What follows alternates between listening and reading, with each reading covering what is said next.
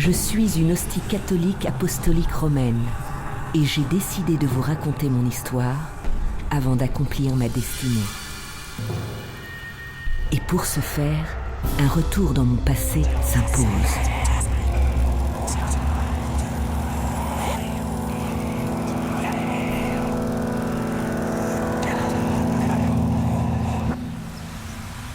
Nous y voilà. Je suis née en ce dimanche 21 octobre 2012, à 16h30 précise, au sein de ce monastère parisien. C'est la grande époque de la mondialisation économique et du libéralisme. L'âge d'or du libre-échange et de la libre concurrence, ce qui n'enchante pas particulièrement la sœur Marie-Reine. Malheureusement, maintenant, il y a beaucoup de concurrence. On a des demandes au niveau de boulangers, au niveau d'industriels qui aimeraient bien prendre ce marché. Et c'est déjà le cas aux États-Unis. Et ça devient économiquement assez difficile. C'est pour ça que les évêques ont été alertés et on leur a demandé de privilégier les hosties qui étaient fabriquées dans les monastères de façon à faire vivre les communautés qu'ils avaient sur leur diocèse plutôt que d'aller se fournir avec des hosties provenant des États-Unis, de Pologne ou de Chine. Lors d'une dernière réunion, on nous a dit qu'effectivement, il y avait des hosties venant de Chine. Bon, là, il y a une enquête à faire, mais qui n'a pas encore été faite, savoir si elles viennent vraiment de Chine ou Dieu sait quel autre pays, étant donné la mondialisation qui est maintenant effective sur tous les marchés, et en particulier sur le marché des hosties, puisqu'on en a le contre-coup. Mondialisation doublée d'une crise économique. Décidément, je ne suis pas née sous une bonne étoile. Par tous les saints, plus que 3 secondes avant ma naissance.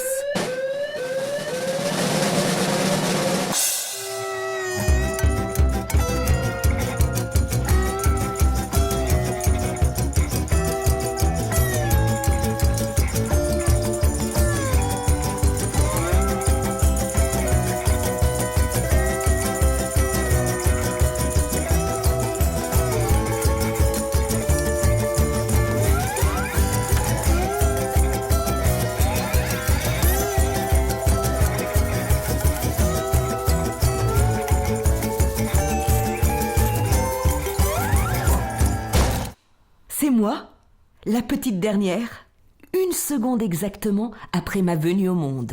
J'ai un diamètre de 3,2 cm, je pèse 0,4 g et mon prix à l'unité est de 2 centimes d'euros.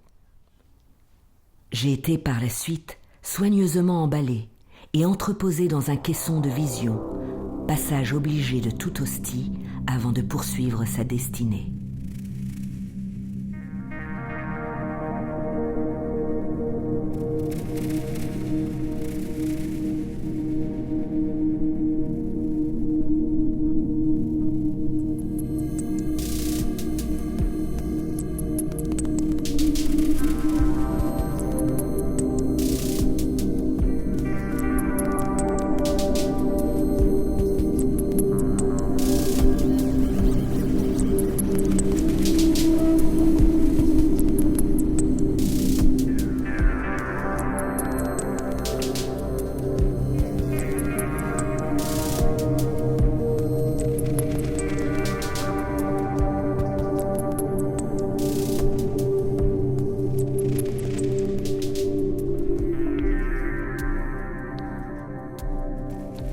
Après 40 jours d'extase, j'ai repris contact avec la réalité dans ce lieu saint. C'est ce jeune prêtre, le père Barthélemy, qui m'a élevé à mon mystère, le mystère de la transsubstantiation. La transsubstantiation, un mot bien compliqué, je l'avoue. Mais nous y reviendrons plus tard. Avez-vous une petite idée de ce que signifie mon nom? Donc qu'est-ce que l'hostie? L'hostie en latin signifie la victime pour le sacrifice, mais pour la majeure partie des chrétiens, cela renvoie en premier lieu à ce petit morceau de pain rond. Ce pain, grâce à la prière du prêtre qui va le consacrer, ce pain va acquérir une nouvelle nature, une nouvelle réalité. Pour le croyant, il n'est plus du pain et du vin après la consécration, il devient le corps du Christ et pour le vin, le sang du Christ.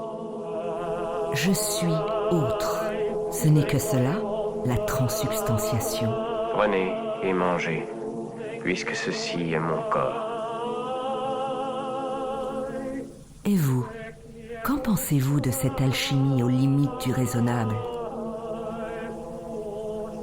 Pouvez-vous vraiment me croire lorsque je vous affirme que depuis ma consécration, j'incarne le corps réel du Christ en personne ? Simple question de foi, je suppose. La première fois qu'on célèbre une messe, juste après son ordination, qu'on s'approche, qu'on prend le pain, qu'on prononce les paroles de la consécration, on sait bien que ce n'est pas en vertu de sa propre puissance que quelque chose se réalise. Et c'est pour le prêtre aussi le moment de l'acte de foi, de dire « Seigneur, je crois, au-delà de ce que je vois, que tu restes fidèle à la parole que tu as donnée et que ce pain et ce vin ne seront plus pour l'Assemblée simplement une réalité physique, mais d'abord une réalité spirituelle. » Messe après messe, mon sacrifice se rappelle à vous sur l'autel des églises. Je me demande parfois jusqu'à quel point ma passion vous touche. Le but de l'hostie, c'est d'aboutir à une autre consécration. C'est-à-dire de ce pain consacré va découler une autre consécration qui est la consécration de celui qui la reçoit. Le but de la célébration de la messe, c'est de parvenir à la communion. Que la personne qui croit, qui rentre dans l'église, qui communie, puisse recevoir, puisse rentrer en communion avec son Dieu. La communion consiste tout simplement pour moi à être mangé. Manger. Je n'ai rien d'autre à ajouter. À présent, une seule chose m'importe. Retrouver ma communiante afin d'accomplir ma destinée.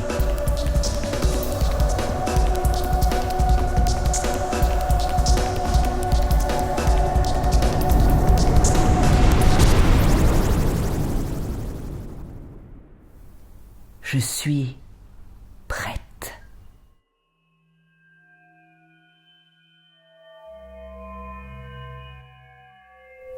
Tu crois que tu me manges, alors qu'en fait, c'est moi qui te transforme.